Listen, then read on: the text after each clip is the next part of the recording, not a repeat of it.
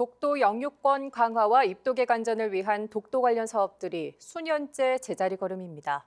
방파제 건설과 입도 지원센터 건립이 기약 없이 미뤄지면서 독도는 가고 싶어도 쉽게 닿을 수 없는 땅으로 남아 있습니다. 포항 연결의 자세한 내용 알아보겠습니다. 박영훈 기자. 네, 동부지사입니다. 네, 일본의 영토 침탈 야욕이 더욱더 치밀해지고 있는데 정작 우리 정부의 독도 사업은 표류하고 있습니다.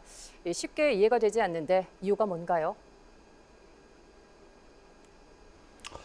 네, 여러 가지 원인이 있겠지만 정부가 외교적 마찰을 지나치게 의식하고 있다는 점, 그리고 독도에 대한 조용한 대응 방침이 독도 사업 추진의 발목을 잡고 있습니다.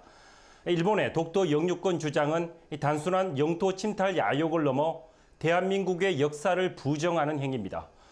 일본의 독도 도발이 있을 때마다 정부와 관련 단체들은 각종 대책을 쏟아냈는데 정작 눈에 보이는 결과는 없습니다. 표류하고 있는 독도 사업을 취재했습니다. 독도의 유일한 접안 시설인 동도 선착장입니다. 여객선이 전박하자 200명이 넘는 입도객들이 선착장으로 쏟아져 나옵니다. 긴 여정 끝에 독도 땅을 직접 밟았다는 흥분을 감추지 못합니다.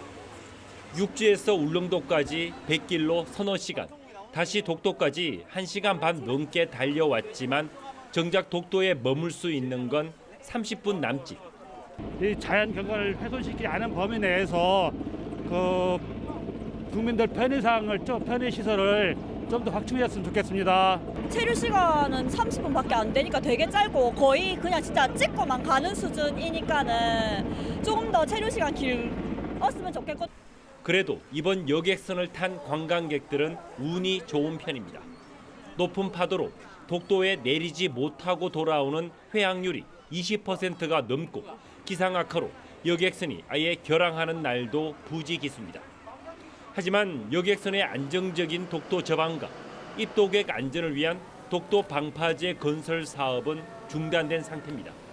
정부는 지난 2009년부터 동도 앞바다에 방파제 건설 사업을 추진했고 2012년 실시 설계를 마쳤지만 10년 가까이 진척이 없습니다.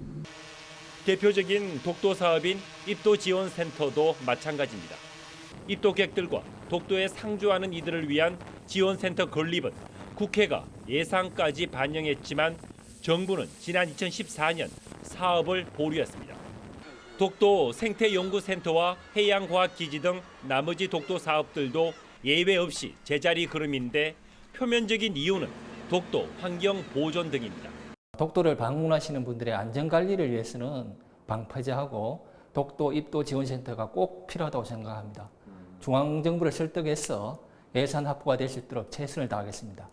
독도를 찾는 우리 국민들의 안전과 관련된 사업들이며 독도가 지닌 상징성, 무엇보다 정부가 스스로 사업 추진 결정을 번복했다는 점에서 일본과의 외교적 마찰을 지나치게 의식하고 있다는 지적과 비판이 나오고 있습니다.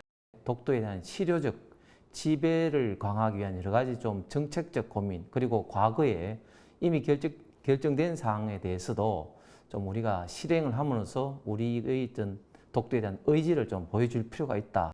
물론 일본의 독도 분쟁화 전략에 휘말려서는 안 된다는 의견도 적지 않습니다. 하지만 독도의 실효적 지배를 강화하고 국민들의 안전을 보장하는 우리 정부의 당당하고 장기적인 대안 마련이 필요해 보입니다.